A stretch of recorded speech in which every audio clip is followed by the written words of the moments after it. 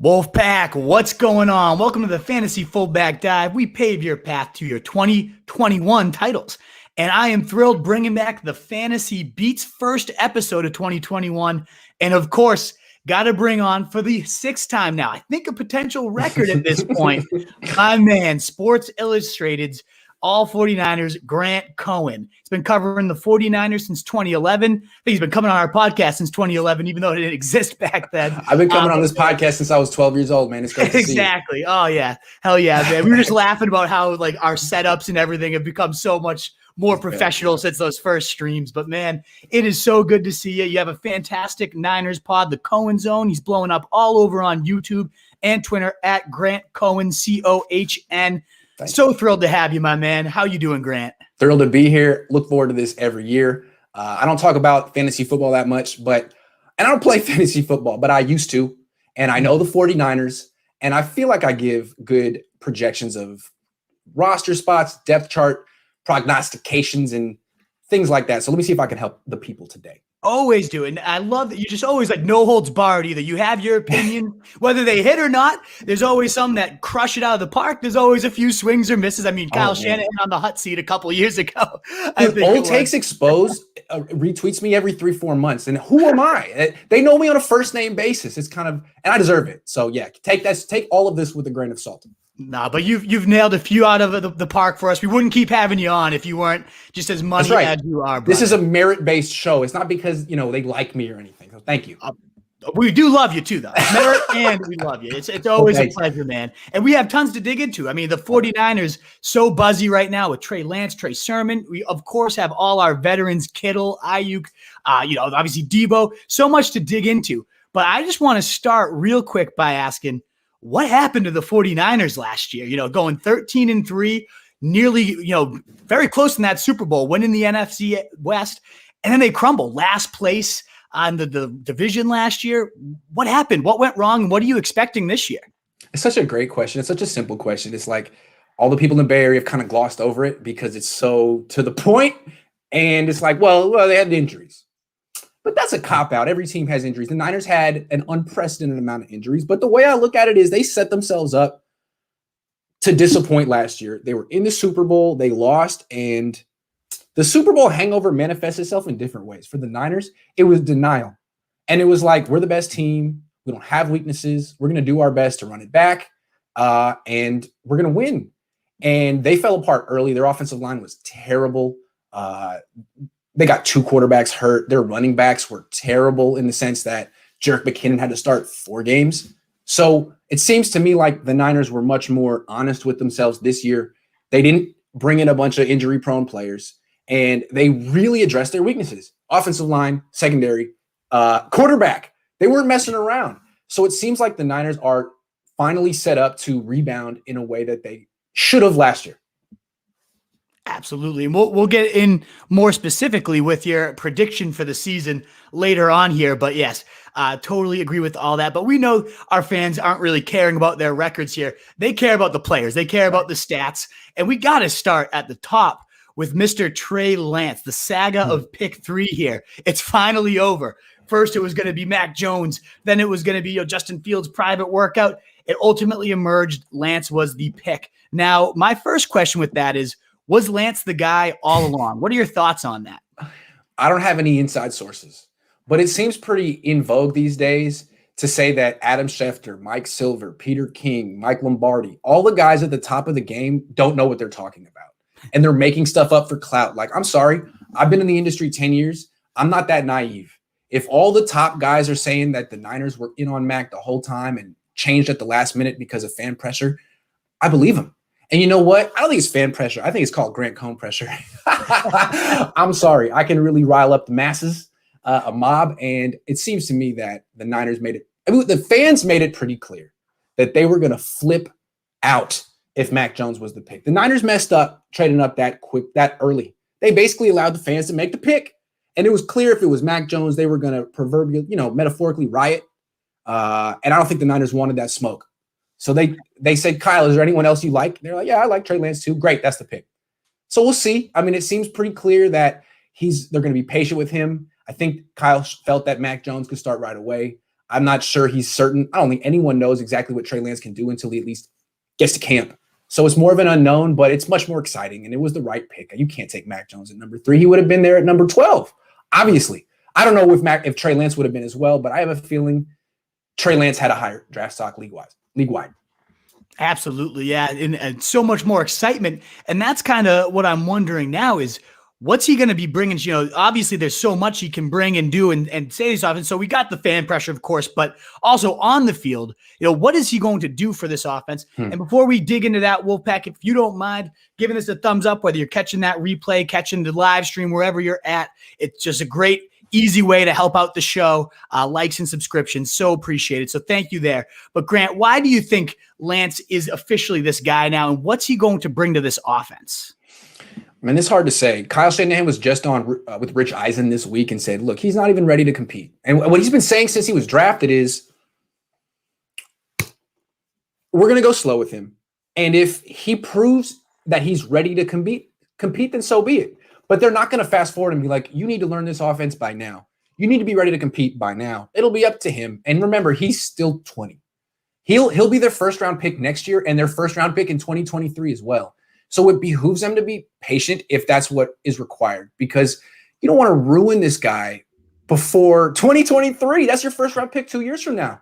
So it seems to me that if he doesn't blow them away and he's on a natural progression of a 21-year-old, then they can do what the Ravens did with Lamar Jackson when Lamar was a 21-year-old rookie, which was basically sit him until the bye week and have him come in for 4, 5, 6 plays a game, run the Wildcat, run stuff like that.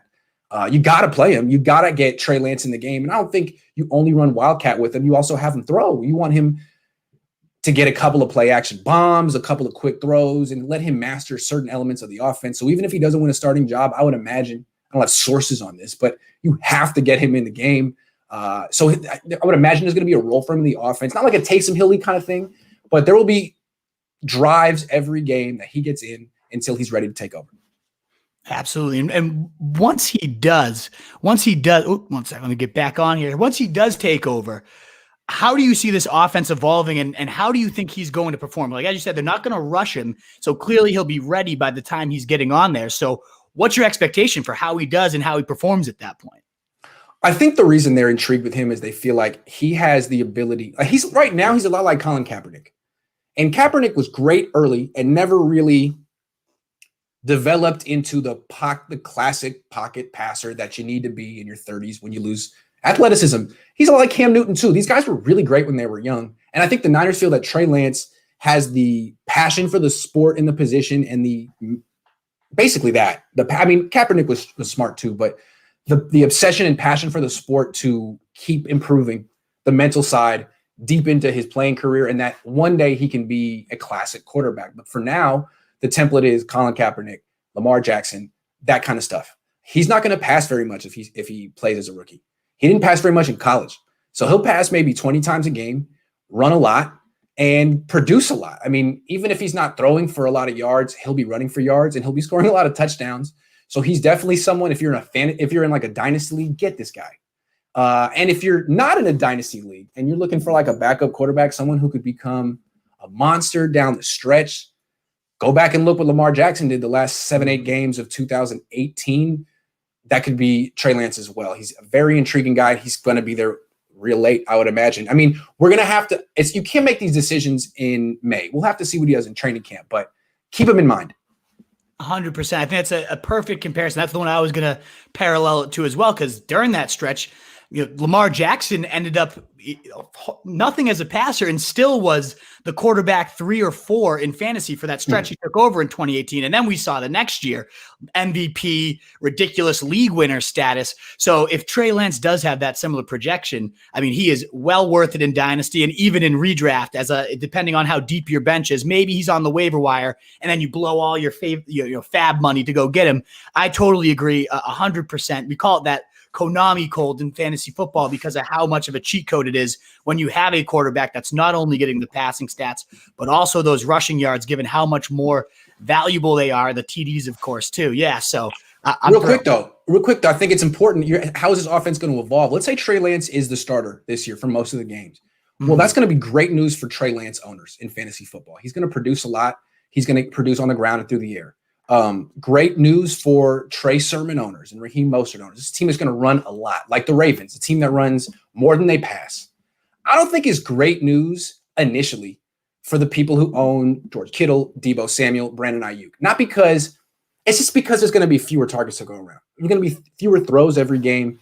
I think by year 2 or year 3, Trey Lance could be the kind of guy who throws 40, 45 passes a game. But I just don't think that's going to be the way I don't think they're just going to throw him in the deep end the way certain teams do and say, go ahead and learn on the job. And if we stink, that's okay. If you stink, we stink anyway. It doesn't matter. The Niners aren't in that position. They think they're really good. They think they win with Jimmy. So he's going to have to be ready. And when he comes in, I think they're going to kind of not baby him, but just ramp him up. Let's have you run as much as you throw kind of early on. Yeah. Gotcha. So good news for Trey, but not so great news for those passing game TBD. TBD. Yes. We will see. And yes. Speaking of that, if everyone's healthy, and I guess it's going to become interesting as we go down on these outlooks is like, how do they look with Jimmy versus how might they look with Trey is kind of how we're going to have to view some of these. But if everyone's healthy, how do you see these targets being divided there? It's pretty now with Aiyuk coming on, Deebo, if he's healthy, and Kittle obviously, has been the main vein for so long. How do you see that all shaking out? Well, Kittle always has to lead the team in targets if he's healthy. He's their best player. But then after that, it's like, is it Aiyuk or Deebo? And to me, that depends on which quarterback it is. Now, I haven't seen Trey Lance play on the 49ers, and maybe he's going to love Deebo, but it seems to me that his value is very much tied to Jimmy Garoppolo because Jimmy doesn't want to throw down the field anymore. So he really benefits from Deebo Samuel's pop passes and slants and all that yards after the catch. Aiyuk is good at that stuff too, but not as good. He's not just going to break 8 tackles a play like Deebo can and has. His potential is down the field, and Trey Lance has a cannon. So I think as Lance gets more integrated in the offense and eventually becomes a starter, you're going to see Aiyuk become a Pro Bowl level wide receiver who's averaging 16, 17 yards a catch, getting 1,400 yards a season. But that might be 2-3 years down the line. Absolutely. Oh, man. I had Aiyuk in fantasy myself last year. And speaking of that guy, there was a stretch. He literally single-handedly dragged my team to the playoffs at a certain point. It was weeks 7 through 15. He was the wide receiver 3 in terms of his fantasy points per game, only behind Tyreek and Devontae Adams, scoring over 20 fantasy points. I ended up finishing as a rookie wide receiver 17, so a top 24 guy right there, your classic wide receiver 2. What are you expecting as a sophomore? I know you said it might be 2 to 3 years down the line. He might be a perennial Pro Bowler to catching those deep bombs with Trey Lance. Do you see any of that upside still carrying over as a sophomore here this year? I love Brandon Aiyuk. I mean, he's got it. It's just the situation he's in. I mean, he's playing on a team now that's in flux at quarterback, and the new guy isn't going to be throwing a ton right away. And he's splitting targets with George Kittle, Deebo Samuel, Kyle Juszczyk, Raheem Mostert. It's not a lot of targets to go around. Now, he's probably going to get the second most targets after Kittle because he's that good. But still, is that 6 targets a game? Is that 7 targets a game? Eventually, he's going to merit 11, 12 targets a game. But I'm saying that could be 2022. It's as a football player, he's premier. As a fantasy football option, I just wonder how many targets he's going to get. Because as you mentioned, he went crazy last year. Kittle was hurt. Deebo was hurt. So if those guys are healthy, they're going to all have to split him. Absolutely. On a run first team. 100%. And during that crazy stretch, he was averaging right around 11 targets a game, like you just said. And who knows if it's going to be there, especially if it does get a little more run heavy with Trey Lance, if and when he does take over at some point. So then that kind of brings the question about Kittle, your expectations for him. Is there room for more, or do you see regression? Because he's going, late second, where there's still some really strong wide receivers, some really strong running backs there for fantasy. Darren Waller is also there, who's the main option over there for Oakland, or LA now, rather, for the Raiders.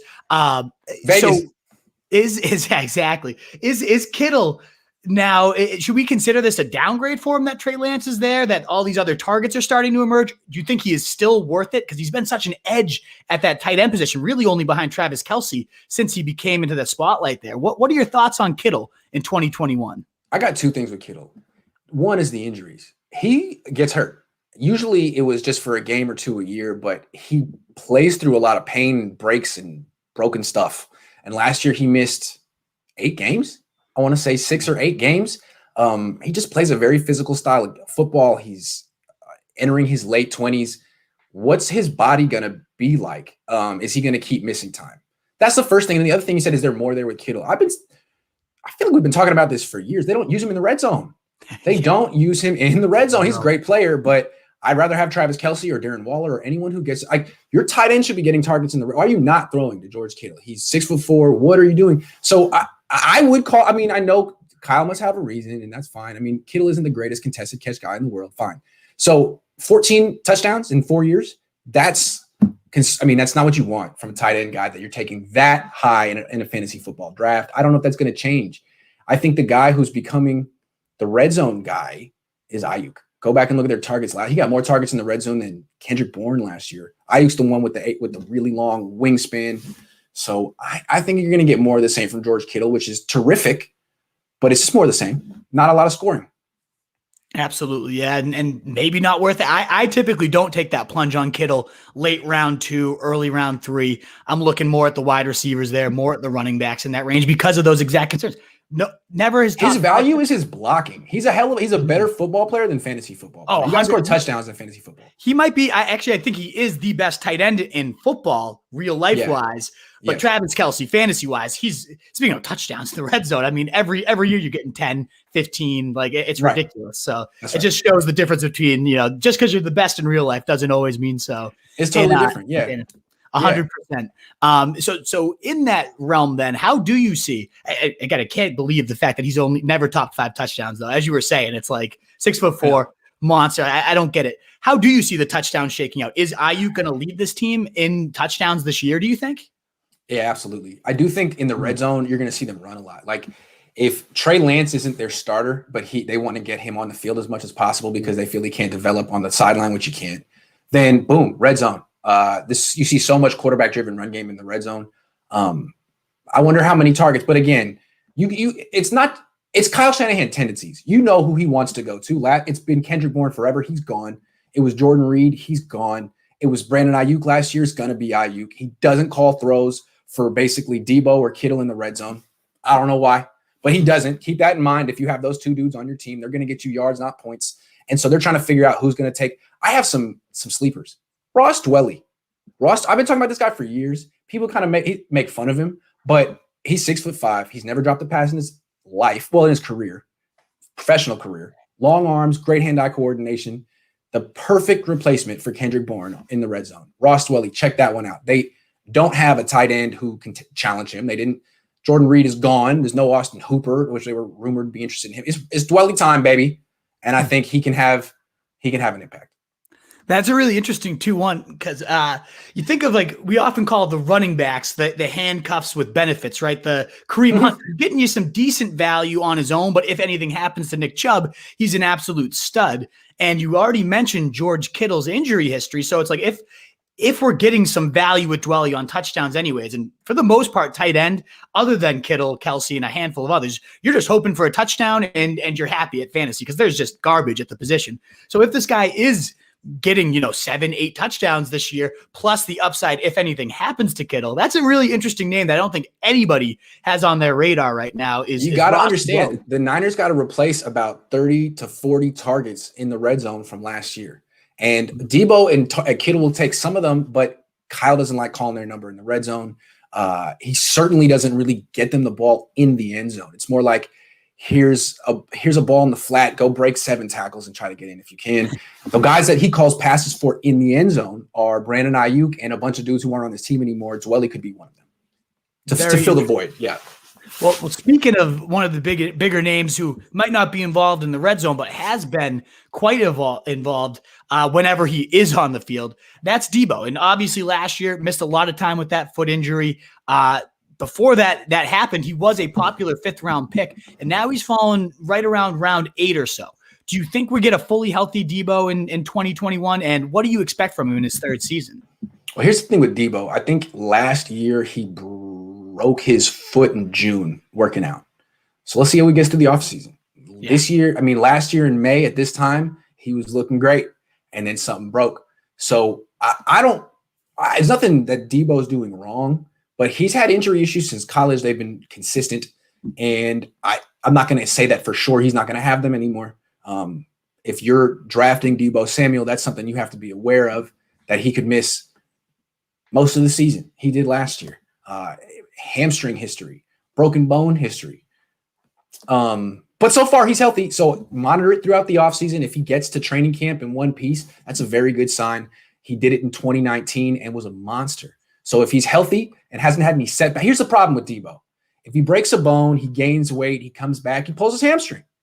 So if he can just stay in shape and not miss a month, then he'll be fine. But when he misses a month, he comes back, hurts himself again, and it's just a cycle. So as long as he can stay consistently healthy and on track and in shape the offseason, he'll be fine.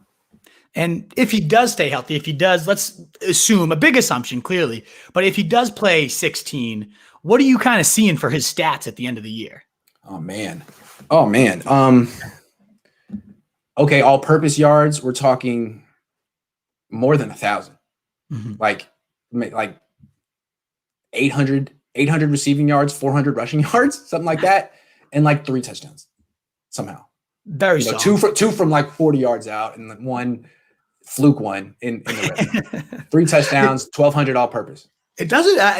Why doesn't he ever throw to Deebo or Kittle? Is there like any viable explanation that you can think of? Deebo has short arms. Deebo has short arms, and he's 5'11", 5'10". George Kittle, great with the ball in his hands, but Kyle feels like he's not a contested catch guy. I mean, he didn't catch that many passes. He's not a natural receiver, but if you get the ball in his hands, he'll just run through the entire defense. When it comes to like getting open in short areas, they trust Bourne, Aiyuk, Jordan Reed, guys with a little more shiftiness and a little bit better ability to catch the ball extended away from their frame. I mean, how many catches can you remember George Kittle making like that in his career? He can do it, but it's not something he does consistently. Right. It's I don't get it. I hope it turns around for him, but it looks more like it'd be an outlier if he ever had like a 10 touchdown season than the truth, just because 5 is his career high. I just don't get it. You mentioned Dwelly as a sleeper already as a pass catcher. Is there anybody else that we should have on our radar, or should we move our attention to the run game at this point? Well, the Niners really don't have a number 3 receiver. They lost Kendrick Bourne, didn't replace him. They have Richie James Jr., who they've never really made. He gets some chances, but they don't really give him a chance. I mean, what did I just say? They give him some chances, but he never really gets a consistent role no matter what he does. Jalen Hurd hasn't been able to be healthy in 2 years. I think it's possible that the Niners are going to go much more into their base offense this year and do less 3 receiver stuff. If they're really going to be more of a run first team like Baltimore, then what do you need 3 receivers for? I mean, you play on 3rd and 7, sure, but on 2nd and 10, just run. Keep your. So I'm thinking Kyle Juszczyk. Like, he's been on the team for 4 years. They never give him the ball enough. He always gets about 30 touches a year. He should get more. He's a guy who scores touchdowns. He's a guy who actually produces. I think they just gave him like a 5-year deal. They might actually get the ball into Kyle Juszczyk's hands more. I know he's had a very consistent level of production his whole career, but I'm thinking this year it might change because Bourne is gone. It is, plenty of targets available, as you said, over almost 30 in the red zone where that money is made for fantasy. So we will see how those are filled, whether that's Kittle finally hitting a ceiling there, whether it's Brandon Aiyuk just continuing to be a monster in that red zone, Dwelly. Or whether it's just Trey Lance running it in like Cam Newton. Exactly, Trey Lance or the potential run game here. And that's where we're going to kind of turn our attention to. And that's where so many fantasy owners are interested, because that Shanahan zone blocking scheme, we've all seen it. It is gorgeous to watch. It's deadly when it's executed right. It's made nobodies into fantasy monsters, but it's also always so tough to pin down who is going to be that guy. And I know right before we came on here, you tweeted out you've been watching Trey Sermon for hours, and you just you were just enjoying what you were seeing. Or I don't know. You just said you've been watching it for hours, and I can't imagine you'd watch him for hours if you weren't into what you were seeing. So what did you see while you were watching him? And do you think this guy could finally become a workhorse we've been looking for in this Shanahan scheme for so long? He could become a workhorse. He has that skill set. He is extremely strong. He's extremely explosive. He's not fast, but he's not slow. I mean, he's a 4.58 40-yard dash guy. He gets into the secondary. He's not going to pull away from NFL defenses and NFL's defensive back. But his burst through the line is amazing. It's just, I'm getting a little bit of echo. You getting that? Sorry about that. You good? I think we're good. Yeah, we're rolling. Okay, my bad. So, yeah, can he be the workhorse? Yes. I think he's going to start off on the bench. Raheem Mostert will be the starter. Mostert gets hurt, though. Mostert has never been successful as a starter. They'll give him one more chance. And if you have Trey Sermon, you can probably draft him late. He'll probably get the chance to start by midseason. And then if he's good, he won't give it up. I think Kyle Shanahan wants to maintain a running back committee, but the other guys in the committee are like 196 pounds and injury prone. So Trey Sermon has some injuries too, but this is the kind of guy who could sort of be the last man standing. Yes, you should draft this guy. 100%. And so how, I know you said it might not be until, mid-year, whatever it might be, whether it's an injury, whether it's just outplaying Mostert. Once he does take over, are you expecting this to be like a 100-yard type of guy every single time he's out there? Like what are you projecting for the stats there for Trey Sermon once if he does become the guy? I go back to Frank Gore. Frank Gore was a third-round pick in 2005. He started one game his rookie year, averaged 4.8 yards per carry, backing up Kevon Barlow, who wasn't half the running back Frank Gore was, but there was a seniority thing. Next year, Norv Turner becomes the Niners offensive coordinator, makes Frank Gore the starter, says he's the next Emmitt Smith. Guy runs for 1,600 yards. Trey Sermon could be that kind of a running back on the 49ers. When I watch him, he's got that kind of natural ability to make people miss and string cuts together that Frank Gore had. He's got jump cuts like Marshawn Lynch. He's devastatingly powerful. He's really explosive and quick. I think he could end up being one of the better running backs the Niners have had the last 20, 30 years. I think he's special. I'd love to hear it. Well, the guy he's going to have to beat out is a guy that we were both pretty pumped out about last year. That's Raheem Mostert. I mean, and we even went as far as calling him, I believe, Terrell Davis light, 1,600-yard threat, if you don't remember correctly. But all honesty, through 2 weeks, it looked like it might be a great prediction. 151 total yards, a touchdown week 1. Next game, 80-yard touchdown, first play of the game. Like, it looked like this guy was going to be a monster, and we hit a home run. But, of course, he gets hurt, and he just never really regained his health, never really regained the backfield, and just wasn't that involved for the rest of the season. So we saw that brief glimpse, and that was it. And that's really all he's been throughout his career is a bunch of brief glimpses. Is that still going to be the case in 2021, or how involved do you see him being this year? I think he's going to be as involved as he can handle. I still think it's his backfield. Trey Sermon's a rookie, and he's a perfect complement for Raheem Mostert. What a great 1-2 punch. They actually are different.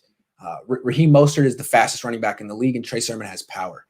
Kyle Shanahan's had running back committees with a bunch of scat backs his whole career. Now he actually has complementary backs. I like that. But in terms of Mostert, I compare him to Chris Johnson, CJ2K. That guy went for 2,000 yards in a season once and then pretty much was done. He took a bunch of punishment. He wasn't that big. I think Raheem Mostert has one season like that in him. It could be this year. Could he run for 2,000 yards? Absolutely, if he stays healthy. Now, I don't think he's going to get that many touches. I think he's basically going to be splitting carries with Trey Sermon, and that'll be best for both of them. This could be the best 1-2 punch in the league, although fantasy owners don't want to hear that, the 1-2 punch.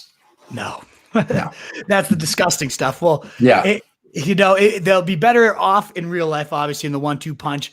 What really matters in that case, though, is the money touches. Who's getting the red zone and the goal line looks, and who's catching the ball? Is it either of those two? Is there a third guy coming in for that? Who do you see getting that goal line work? I think they both could catch the ball. So Raheem Mostert was getting involved in the passing game last year, but in the red zone, I'm sure they'll let Mostert try first, but I think Sermon has much more potential and much more to offer in that area of the field. And once he shows what he can do in the NFL, that'll be his thing at first before he takes the job entirely. I can't wait till that day. We just need that. I'm sick of the 1-2 punch. I need that Shanahan workhorse, that Alfred Morris, that Steve Slayton way back in his rookie season. It's been so long since we've had that guy, and when we do have it, it's literally a top 5 running back every single time. So right. I got fingers crossed. Trey will take it. As you're saying, it probably is going to take a little bit because Mostert's been so good, but I don't know. The guys he's splitting carries with get hurt, so draft this Trey Sermon guy, and it just may happen by default. Absolutely. And at least in Dynasty, right? Like I don't even know what Mostert's contract is, but at certain point, long-term, it's probably Trey Sermon, right? You could argue that Trey Sermon should be the top running back from this past draft in Dynasty. Why? You sure that Najee Harris is better than him and in a better position? I don't know. Something to think about. I only think so just because of Tomlin's history of peppering one guy. Like you're saying, the 1-2 punches, all that stuff. Good point. See, that's why you're the fantasy football guy and not me. Exactly. You're right. Oh man, that's the one thing. So if you're gonna project, as we always like to do, then because we need the stats, that's what fantasy owners care about. The overall run game kind of prediction and projections. How do you see the numbers shaking out, the workload shaking out? If Sermon takes over, when would that happen? All that stuff. Right. What's your ultimate prediction here for the run game? I'm trying to do my best. If they're all healthy, I figure Raheem Mostert gets 15 carries a game. Trey Sermon gets 10. Deebo Samuel gets 4. Trey Lance gets 4 until he's a starter and he gets 10.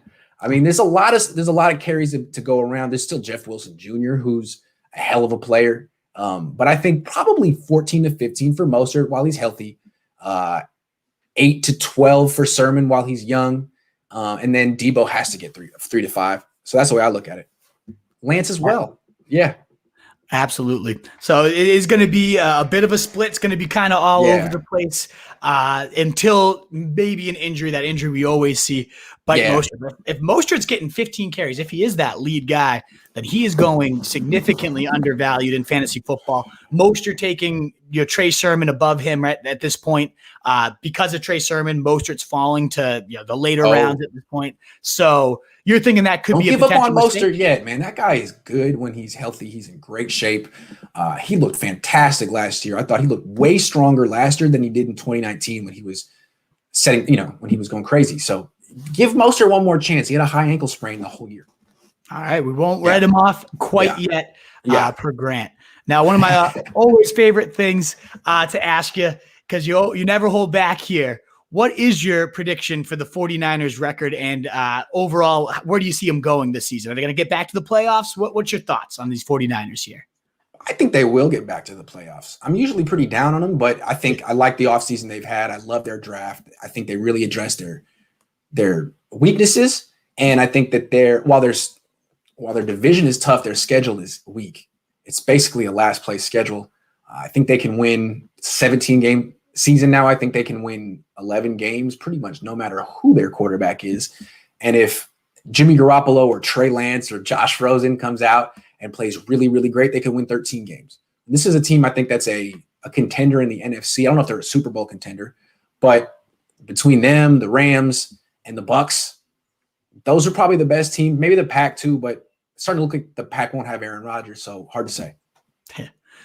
Fantastic. I was going to say that might be the most optimistic I think I've ever heard you about these 49ers, man. I like to see it.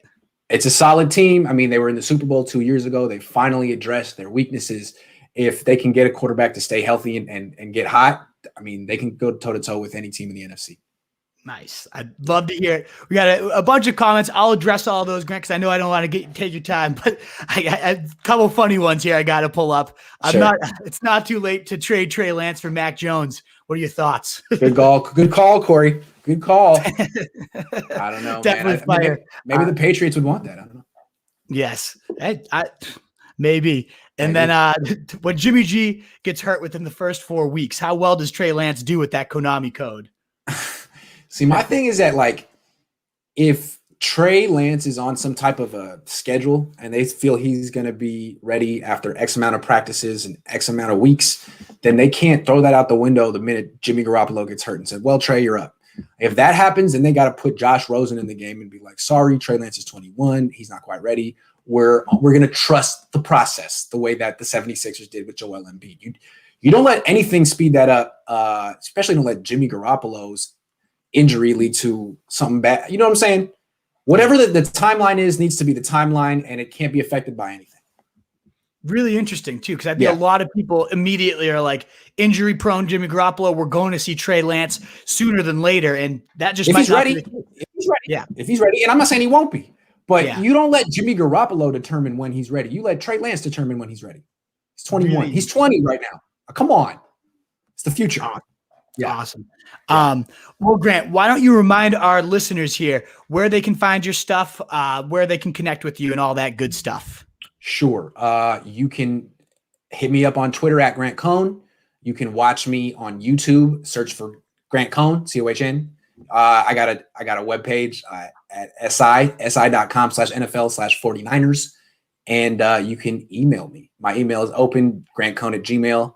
Hit me up. I'm around. I'm not hard to find, man. Or you can find me walking the streets of Oakland, chilling in my Stinger. You know how I do. Love it, man. Absolutely love it. Well, Grant, as always, thanks so much. And I do encourage all our listeners, all our viewers, do connect with Grant. You're one of the guys out there that does love to interact with your fans. You just always got good stuff, whether it's the hard-hitting analysis. You half your stuff always cracks me up too, just the funny like video reactions and things you're making. You're just great, man. It's Thanks, always man. A pleasure catching up, talking ball with you. And hopefully when we do get a little bit more training camp information, see how things are going, we can reconnect and see if Lance is ready, all that good stuff. Would love to always fire him up later on in the offseason. We'll definitely reconnect during camp when we get a better look at what's going on. Let's do it. Absolutely. Well, Grant, thanks so much for the time. I greatly appreciate it, brother. Thank you, man. Anytime. Absolutely. All righty, Wolfpack. And thank you so much for everybody tuning in. I know we got a handful more questions here, so I would be happy to connect with you guys. I see my man, Mitch Chavez. What's going on, brother? Wayne, love to see you. We are hoping to get a Steelers guy on shortly. So if you have any people you love that you'd love to hear me interview related to the Steelers, not a lock that we'll get them on here, but I'm happy to go for your number one couple sources there. So let us know, Wayne, who you're hoping for, because I definitely want to break down Najee, this offense next year. So no doubt about it. Raymond Martinez, what's going on? Picking 12 in my Dynasty League. I doubt Sermon will be there for me. Would love to see him there for you based on what Grant's saying here, seeing him as the future of the backfield. Might take a year. He doesn't think they're going to giving up on them just yet. Thinks we got to give Mostert at least another season, but he does see Sermon as the future and a potential workhorse once he does take that over, the power, the way he hits the hole so fast. So very interesting pick there, Barlow. Remember when Frank let it be known that he was the future against the Rams? I do remember that too. What was that, 40 years ago at this point with Frank Gore? Love it. And as Tunes is reminding everybody, don't forget to like this. It is so appreciated, guys. The easiest way to help us out.